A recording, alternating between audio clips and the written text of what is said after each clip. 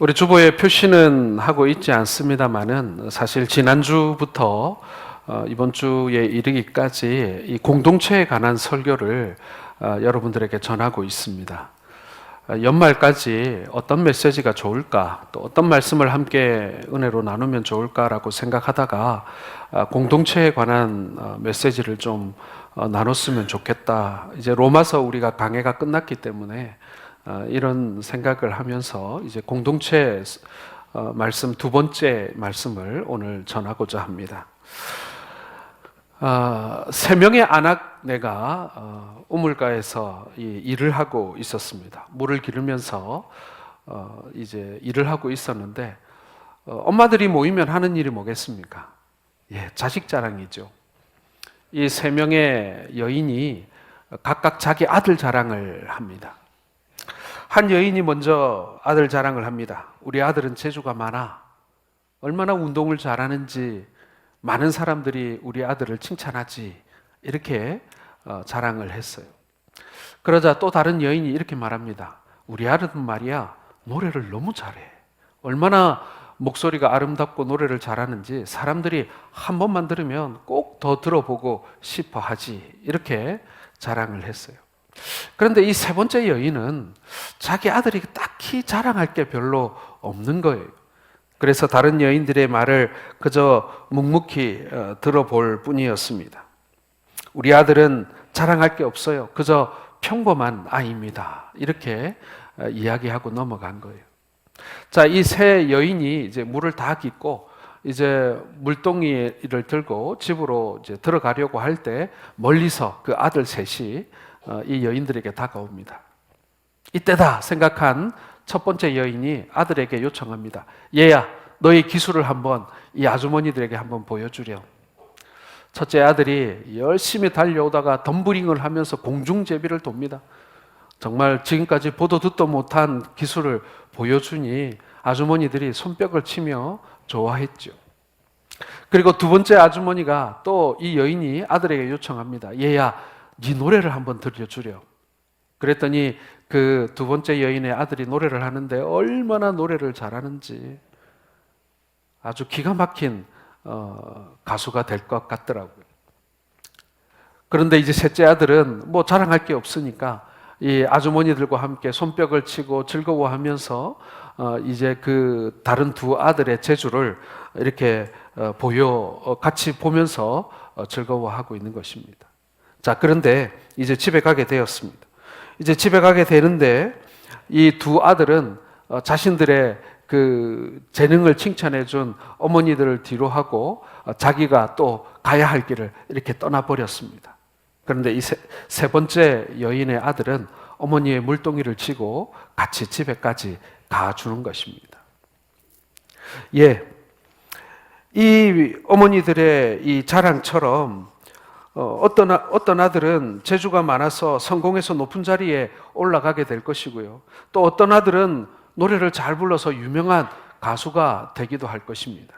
자, 그러나 이들이 높은 자리에 올라가고 돈도 많이 벌고 그리고 유명해지기는 하지만 부모님의 마음을 읽어보지 못하고 또 부모님을 잘 돌보지 않는 아들이라고 한다면 무슨 소용이 있을까요? 도리어 특별한 재능은 없지만 어머니의 물동이를 함께 지어주고 집에까지 같이 그 물동이를 들어준 그 아들의 마음이 훨씬 더 그 부모의 삶을 복되게 하는 그 아들이 아닐까, 그 부모의 마음을 더 알아주는 아들이 아닐까라는 생각을 해보게 됩니다. 자, 오늘은 예수님의 마음에 관한 말씀을 전하고자 합니다. 마음에 관한 이야기입니다. 어떤 마음이 예수님의 마음일까? 어떤 마음이 우리 주님께서 우리에게 보여주고자 하시는 당신의 마음일까? 우리는 간혹 사람과 사람 사이, 부부와 부부 사이, 부모와 자식 간에도 서로의 마음을 이해하지 못해서 고통받거나 갈등하곤 합니다. 왜 이렇게 부모의 마음을 몰라주나? 왜 이렇게 자식의 마음을 몰라주나? 왜 이렇게 우리 한 교회에서 신앙생활하고 있는 다른 형제들의 마음을 서로 이해하지 못할까? 그 모든 것은요, 바로 우리 주님의 마음을 이해하지 못한 데서 출발하는 것은 아니겠습니까?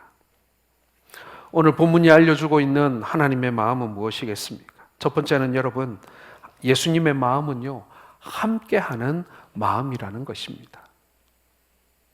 그 자신의 재능과 재주만 사람들에게 보여주기를 원하고 자랑했던 그 부모님의 자랑이었던 자녀들보다 그 무거운 물동이를 쥐고 집에까지 가야만 했던 그 부모님의 어려움을 함께 감당해 주었던 그 아들의 마음, 그 마음은요, 함께 해주고 싶은 마음이었습니다.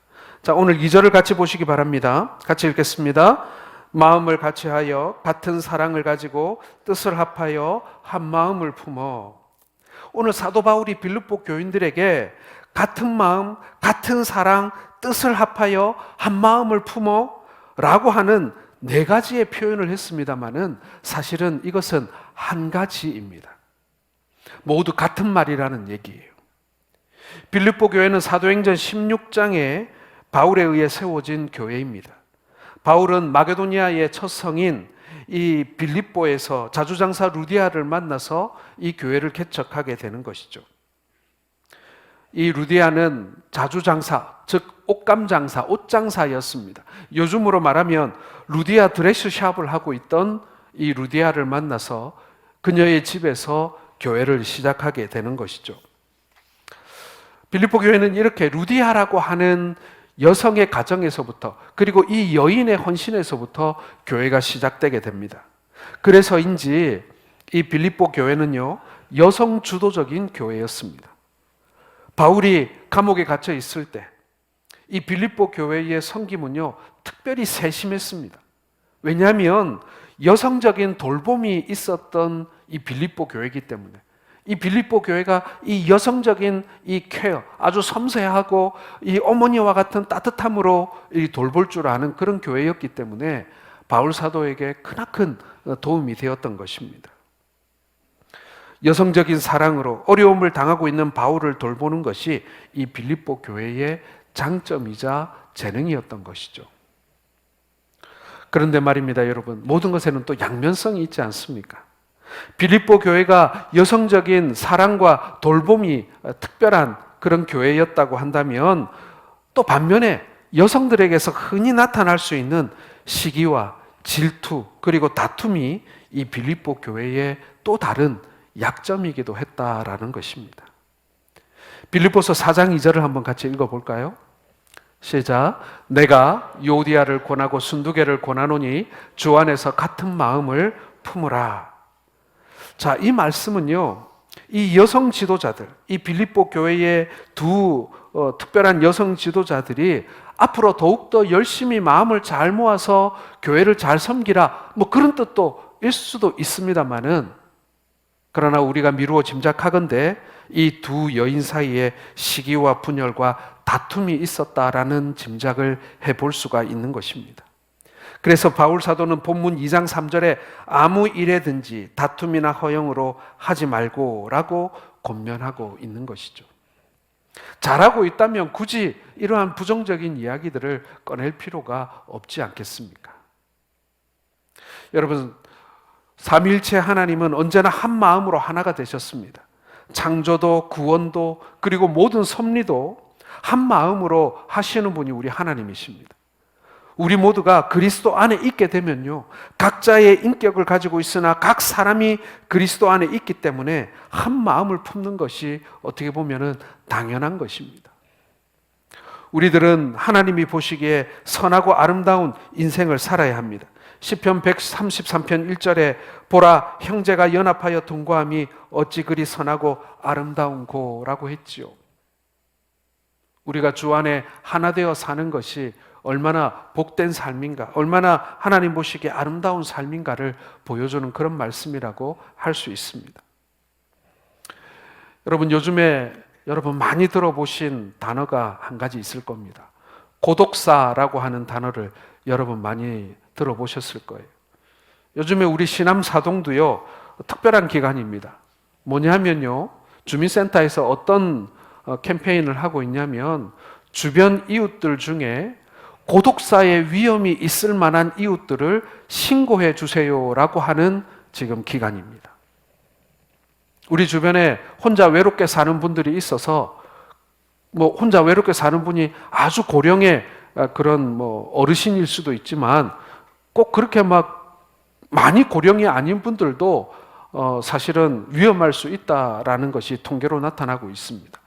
우리 생각에는 80, 90대는 어르신들이 혼자 계시다가 돌아가실 것 같지만 그렇지 않습니다. 50대 고독사도 있고 60대 고독사도 있어요. 그런 분들을 이 주민센터에서 다 체크하지 못하니까 주민들 보고 찾아서 신고해달라고 하는 기간이 요즘이에요. 가족이 없이 혼자 죽음을 맞이한다라는 뜻의 이 고독사라고 하는 단어가 이제는 우리에게 낯설지 않은 그런 단어가 되었습니다. 초고령화 사회인 일본에서는 이미 오래전에 이 고독사라는 말이 나왔고요. 우리나라도 마찬가지입니다. 지난 2022년 한 해 동안 3,378명이 가족 없이 쓸쓸한 죽음을 맞이했다고 합니다. 혼자 돌아가셨는데 72시간 동안 발견되지 않으면 고독사로 분류하곤 한다고 합니다. 우리가 세상에 태어날 때 모든 가족들의 환영을 받으며 태어나는 것이 복된 일입니다. 죽는 것도 마찬가지입니다. 우리가 이 땅에서의 생애를 다할 때 가족들의 환송을 받을 수 있다는 것, 그건 역시도 복이라는 것입니다. 얼마 전에 저희 부모님이 서울에 사시던 집에 1층에 이 사건이 일어났어요. 이 1층에 사시던 어르신이 60대셨는데 갑자기 아침에 내려가 보니 밤새 혼자 이렇게 목숨을 잃은 그런 일이 있었습니다. 이게 멀리 있는 일이 아니에요. 우리 주변에서 흔히 일어날 수 있는 일이고 우리 주변 이웃들에게 일어날 수 있는 일인 것입니다. 자, 그런데 여러분, 이렇게 목숨을 잃어버리는 고독사도 있습니다만 그것만큼 또 치명적인 것도 있습니다. 신앙생활도 고독사하는 사람들이 있더라는 것입니다. 믿음의 선물을 받아서 그리스도인이 되었지만 다른 사람들과 유대관계를 형성하지 못하고 혼자 외롭게 신앙생활 하다가 이 교회 공동체에 속한다는 것이 어떤 것인지 경험해 보지도 못하고 나홀로 신앙생활 하다가 이 마귀의 시험에 넘어가서 결국 신앙을 잃어버리고 믿음을 잃어버리는 이 영적인 고독사를 하는 사람들이 교회 안에 많이 있다라는 것입니다. 여러분, 혹시 우리 주변에 그렇게 혼자 교회만 오가는 사람들이 없는지, 그렇게 쓸쓸하게 신앙생활 하는 사람들은 없는지 우리가 함께 살펴봐야 한다니까요. 그런 영적인 고독사를 하는 사람들이 없도록 우리 공동체가 눈을 크게 뜨고 귀를 넓게 열어서 우리의 주변의 형제들과 이웃들을 살펴봐야 한다라는 것입니다. 사랑하는 성도 여러분, 우리 주님은 우리 공동체 안에 계십니다. 우리 주님은 우리 교회 안에 계십니다. 마태복음 18장 20절을 같이 읽어보겠습니다. 두세 사람이 내 이름으로 모인 곳에는 나도 그들 중에 있느니라. 우리 모두가 교회 공동체 안에 주님이 계심을 확신한다면 여러분, 우리 교회는, 우리 성동교회는 이 땅에 세워진 하나님의 나라가 될 줄로 믿으시길 바랍니다. 2024년도에는 여러분, 지금 계획하고 있는 게 목장을 새롭게 개편할 계획을 가지고 있습니다. 그동안 우리 목장이 변화 없이 거의 15년, 16년을 이렇게 지내오다 보니까 이 목장에 여러 가지 문제점들이 있는 것을 발견했습니다. 모이기가 어려워지더라는 거예요. 그리고 서로 모이는 데에 공통분모가 별로 없어지더라라는 것과 코로나 이 팬데믹 시기를 지나면서 우리가 왜 꼭 모여야 하는지에 대한 그런 갈등이 우리 속에 많이 생기는 것을 경험하게 됐습니다. 그래서 새해에는 이제 이 모든 목장을 새롭게 개편하는 작업을 하려고 합니다. 같은 목적을 가지고 같은 사역을 하고 그리고 같은 어떤 여가생활이나 취미생활을 할 수 있는 그런 공동체로 개편을 하려고 합니다. 물론 그렇게 하지 못하는 그런 목장 모임에 잘 참여하지 못하는 그런 상황을 가진 분도 계시기 때문에 그런 분들을 위한 목장도 마련할 계획입니다. 다만 이렇게 개편을 하는 이유는 우리가 다시금 모이는데 힘쓰고, 그리고 모이는 목적을 다시 발견하고, 우리가 이 모임의 어떤 당위성과 그리고 목적을 다시 발견하자는 의미에서 이 목장 모임을 다시 개편하려고 합니다. 먼저 목자들의 지원을 받을 것이고요. 목자들의 지원이 끝나고 나면 우리 성도들의 지원을 받아서 이렇게 지원해서 만들어지는 그런 목장으로 개편하려고 합니다. 여러분 함께 기도해 주시고, 그리고 우리가 함께 모여야 하는 이유들을 발견해 갈 수 있는 그런 연말과 연초가 되었으면 좋겠습니다. 중세의 어느 수도원에서 있었던 이야기입니다. 이 수도원에 많은 사람들이 있었는데 이 수도원에 있던 수도사들 사이에 다툼이 일어난 거예요. 그러다 보니까 한 명, 두 명 그 수도원을 떠나게 되었습니다. 그리고는 마지막에는 원장을 포함하여 5명밖에 남지 않은 거예요. 저도 유럽에 가서 수도원을 한번 방문할 경우가 있었는데 생각보다 수도원이 굉장히 크더라고요. 그 큰 수도원에 수도사가 5명밖에 남지 않게 된 것입니다. 서로 다툼이 있었기 때문에 사이도 별로 좋지 않았어요. 그러던 어느 날 이 수도원의 이 원장이 선지자를 찾아갑니다. 그리고 그 선지자에게 이렇게 물어요. 어떻게 하면 다시 우리 이 수도원이 부흥할 수 있겠습니까? 라고 묻자 그 선지자가 이런 얘기를 나눠주게 됩니다. 이제 돌아가거든 비밀스러운 소문을 하나 퍼뜨리라는 것입니다. 지금 수도원에 남아있는 5명 중에 예수님이 계시다라는 소문을 몰래 내라는 거예요. 이 원장이 수도원에 돌아와서 이 소문을 조심스럽게 냅니다. 우리 5명 중에 예수님이 계시다고 한다라는 소문을 내기 시작한 거예요. 그러자 이 5명 사이에 서로 긴장감이 흐르기 시작합니다. 혹시 우리 원장님이 예수님일까? 같은 방을 쓰고 있는 룸메이트를 보면서 혹시 저 친구가 예수님일까? 서로 그런 생각과 이제 막 걱정을 하면서 이 5명이 같이 생활하기 시작합니다. 어느 날 나그네가 찾아왔는데 이 수도원에는 분명히 5명이 있는데 꼭 분위기가 6명이 사는 분위기 같더랍니다. 그래서 물었어요. 왜 분위기가 이렇냐라고 얘기했더니 어느 한 사람이 이렇게 귀뜸을 해주더라는 겁니다. 우리 중에는 예수님이 한 분 계시다고 해요. 여러분 그 수도원이 어떻게 됐겠습니까? 많은 사람들이 찾아오고 많은 사람들이 이제 거기에 거주하게 되는 이제 수도원으로 부흥하게 되었다라는 그런 이야기가 전해져 옵니다. 사랑하는 성도 여러분 우리 교회 안에 그리고 우리 공동체 안에 주님이 함께 계심을 믿으시길 바랍니다. 그러므로 우리 교회 안에 주님이 계심을 확신하고 마음을 같이하고 같은 마음을 가지고 뜻을 합하면 한 마음을 품으면 우리는 주님을 섬기는 사람들이 되는 것입니다. 우리 공동체가 그런 목표가 있어야 돼요. 우리 공동체가 우리 안에 그리스도를 섬기는 마음으로 공동체를 섬길 수 있어야 한다는 것입니다.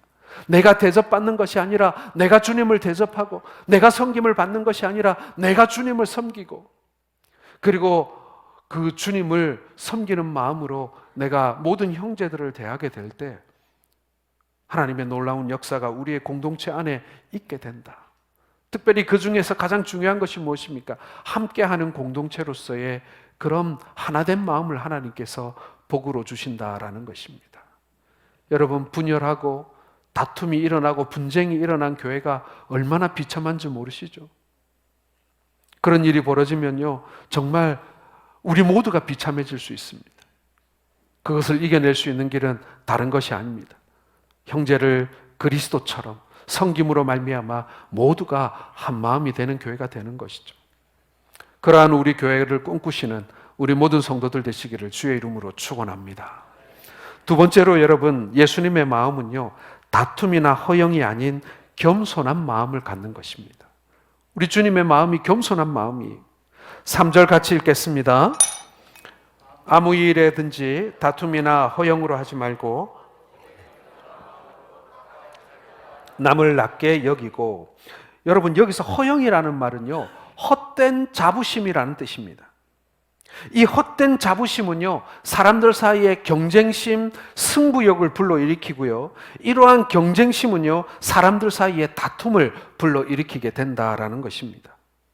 허영심은 교회의 하나됨을 해치는 아주 중요한 요소입니다. 허영이라는 말을 하기 전에 여러분, 우리 자신을 한번 들여다보게 되면요, 잘못되어져 있는 자부심, 잘못되어져 있는 자존심이라는 것이 우리 안에 존재한다는 걸 알게 됩니다. 그런 것들로 인해서 여러분, 우리 안에 다툼이 일어나는 거예요. 승부욕이 생기는 거예요. 경쟁심이 생기는 거예요. 시기하는 마음이 생기는 것이죠. 그러면 그것이 곧 다툼의 씨앗이 된다라는 것입니다. 허영심은 승부욕을 갖게 만들고 승부욕 때문에 시기하고 질투하고 다투게 되는 것입니다. 예수 심리학이라고 하는 책에 보면요, 예수님께서는 전혀 승부욕이 없으셨다라고 그렇게 이야기합니다. 주님은 정말 열심히 사셨습니다. 그런데 열심히 사신 이유가 남을 이겨보겠다라는 그렇게 목적을 가지고 열심히 사신 것이 아니에요.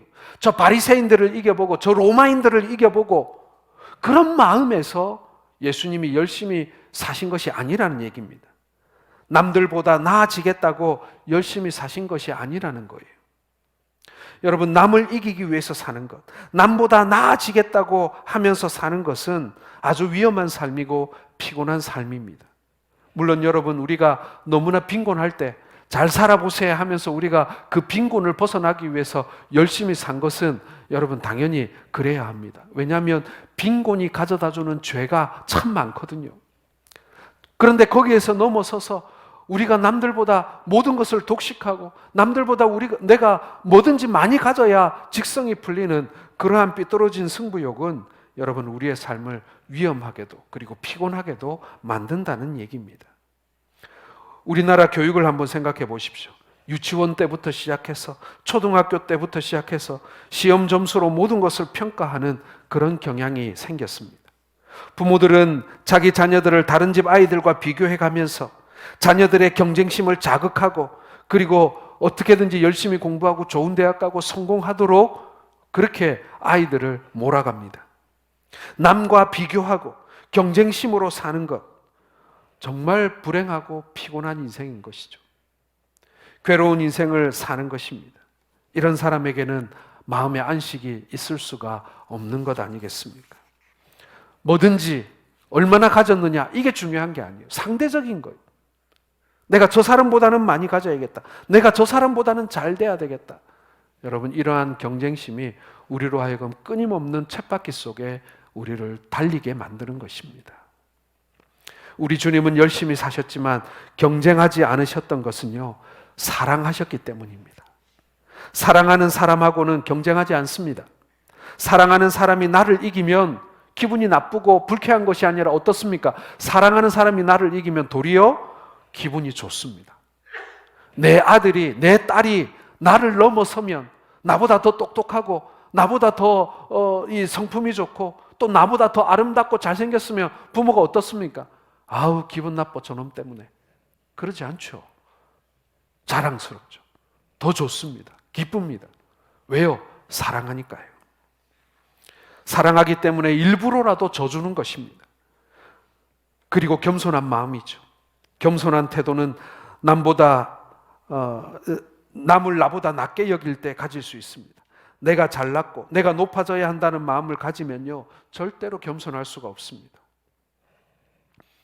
1919년에 3.1 만세운동이 있었죠. 3.1 만세운동을 준비했던 사람들이 누구냐면 민족대표 33인입니다. 우리 교과서에서 많이 봤죠.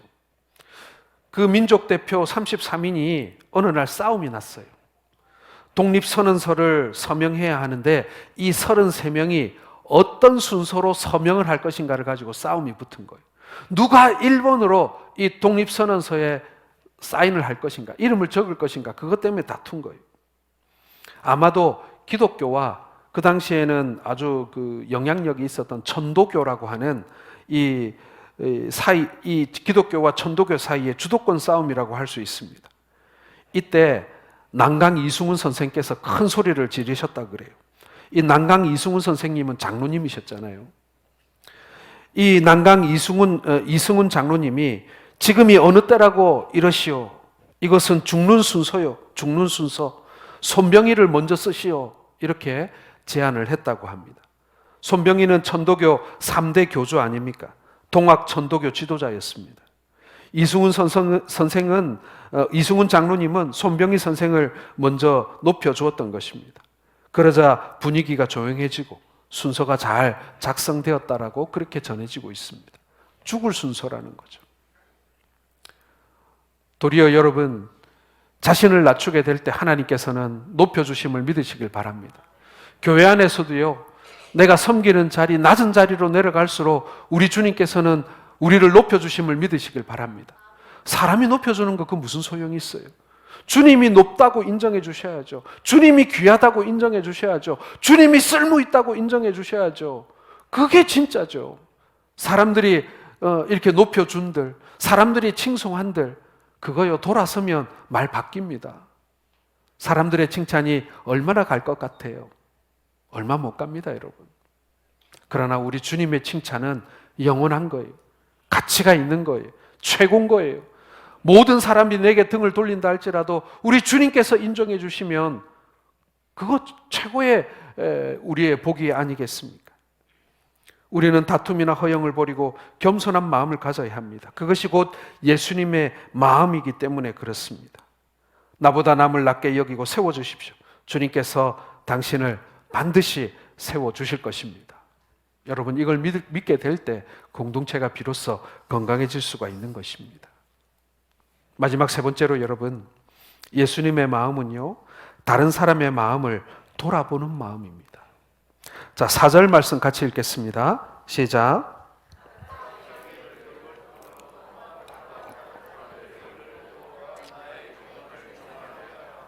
자, 어떤 사람이 마태복음 16장 24절의 말씀을 묵상하게 되었습니다. 자, 마태복음 16장 24절 한번 읽어볼까요?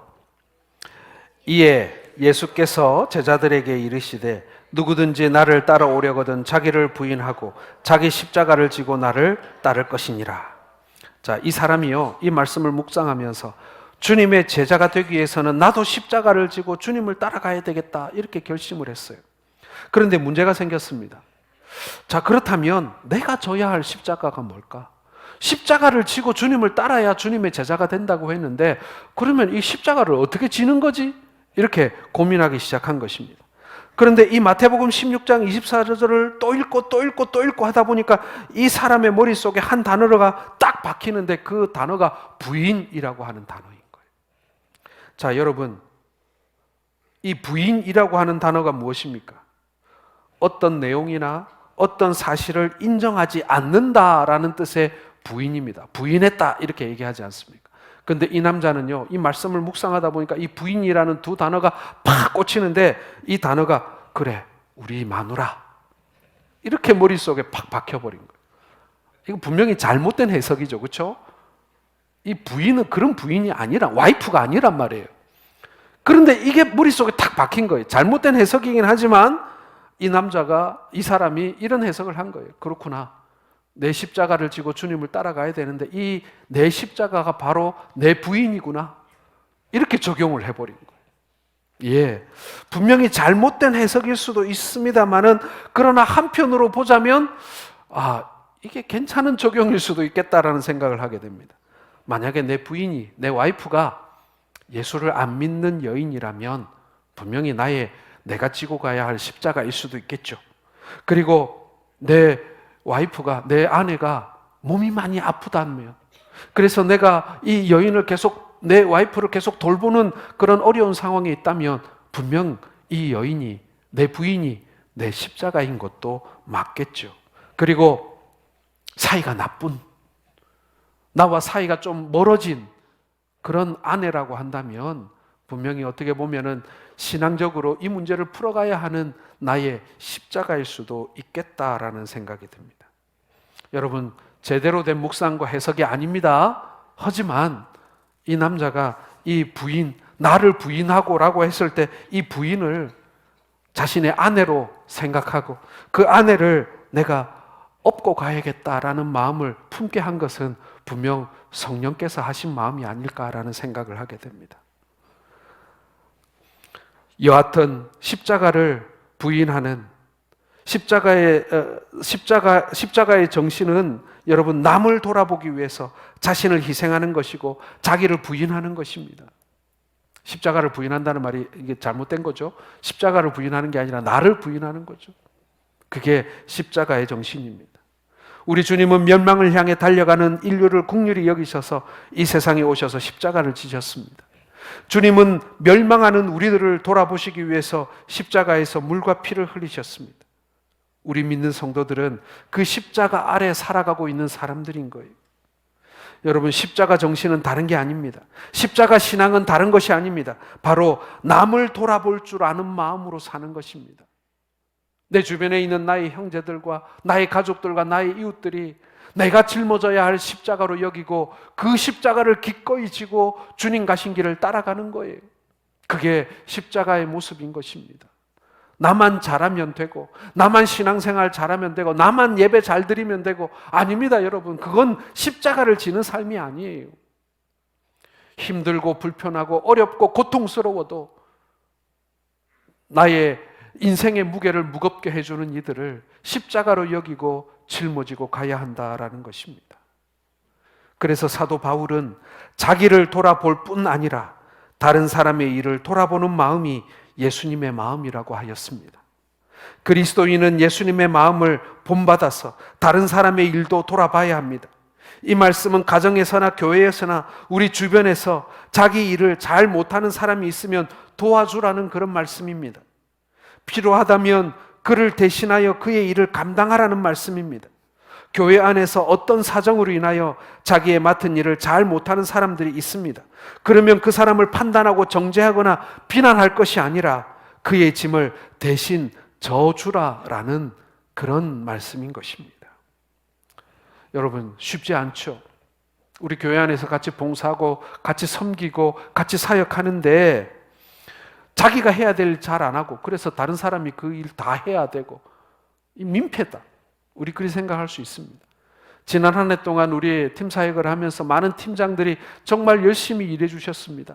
그런데 우리 팀장들이 이 볼멘 소리가 있어요. 뭐냐면은 팀장만 일해요. 예, 그런 팀들도 있더라고요. 팀원들이 같이 이렇게 사역하는 팀도 있습니다만은 오롯이 팀장만 혼자 감당하는 그런 팀들도 있더라고요. 여러분, 쉽지 않지만 우리 예수님의 마음은 무엇입니까? 우리 예수님의 마음을 한번 따라해 봅시다. 같이 해주는 거예요. 도와주는 거예요. 그 일을 함께 해가는 것입니다. 그 사람 혼자 하게 내버려 두지 않는 거예요. 같이 도와주는 것입니다. 좀 빚 좀 안 나면 어떻습니까? 좀 편하지 않으면 어떻습니까? 우리 주님께서 아시는데요. 우리 주님께서 그것을 인정해 주시는데 말입니다. 팀장 혼자만 일하는 것이 아니라 도와줍시다. 같이 합시다. 함께 만들어 갑시다. 여러분, 그렇게 하나님의 일은 하는 것이고 그렇게 주의 일은 감당하는 것입니다. 그렇게 하게 될 때 복음이 한 걸음 한 걸음 진보하게 되는 것입니다. 사랑하는 성도 여러분, 1년 동안 우리 팀 사역을 하면서 많은 성도들이 헌신하는 것을 저는 보았습니다. 한 번씩 이렇게 우리 성도들이 보이지 않는 곳에서 열심히 섬기고 일하고 있는 모습을 보면 정말 제 마음이 뭉클해질 때가 한두 번이 아니었습니다. 여러분, 제 마음조차 그런데 우리 주님은 어떨까요? 여러분들이 보이지 않는 곳에서 일한다, 알아주지 않는 데서 일한다라고 생각이 될지는 모르지만 우리 주님은 두 눈 부릅뜨고 바라보고 계신다는 거예요. 그리고 저보다도 더 큰 마음으로 여러분들을 바라보면서 가슴 뭉클해하고 계시지 않겠습니까? 누가 알아주든 알아주지 않든 우리가 주의 일을 기쁜 마음으로 감당할 수 있는 그 마음, 그리고 서로 돌아보는 마음, 누군가 혼자 일하지 않도록 내가 그것을 도와주고 싶은 마음, 그리고 그것을 도와주는 그런 모습들이 바로 우리가 서로 돌아보는 공동체의 모습이 아닌가, 그것이 바로 우리 예수님의 모습이 아닌가 하는 것입니다. 엠마오로 가는 제자들이 그 길 가운데서 예수님을 만나게 됩니다. 그런데 그들은 처음 그분이 예수님인지 몰랐다고 되어 있습니다. 예, 우리 주님은요, 우리가 모르는 사이에 내 옆에 와서 나와 같이 길을 가고 계시는 거예요. 여러분, 우리 주님은요, 나도 모르는 사이에 새 가족으로 오늘 이 자리에 여러분과 함께 앉아 계셔요. 우리 교회에서 가장 약하고 연약해서 누구를 도와줄 형편도 되지 않고 도리어 도움을 받아야 하는 우리 실버 어르신들 가운데 누군가가 예수님으로 이 자리에 앉아 계실 수도 있어요. 사랑하는 성도 여러분, 서로를 돌아보는 마음, 저는 우리 성동교회가 여러 가지 장점이 많이 있지만 거기에 더해서 이 서로 돌아보는 예수님의 마음을 가진 공동체가 될 수 있기를 주의 이름으로 축원합니다. 세상이 얼마나 춥습니까? 세상이 얼마나 거칩니까? 믿을 사람 하나도 없는 것이 세상살입니다. 그런데 여러분, 우리가 주 안에서 우리가 서로를 돌보고 서로를 세워주고 서로를 아끼고 사랑해 줄 때 우리는 비로소 예수 그리스도의 사랑을 경험하게 되는 줄로 믿으시길 바랍니다. 이제 연말이 다 되어 갑니다. 이제 새로운 한 해를 우리가 준비합니다. 우리 교회가 또 한 걸음 한 걸음 앞으로 나아가게 될 것입니다. 다른 것이 아닙니다.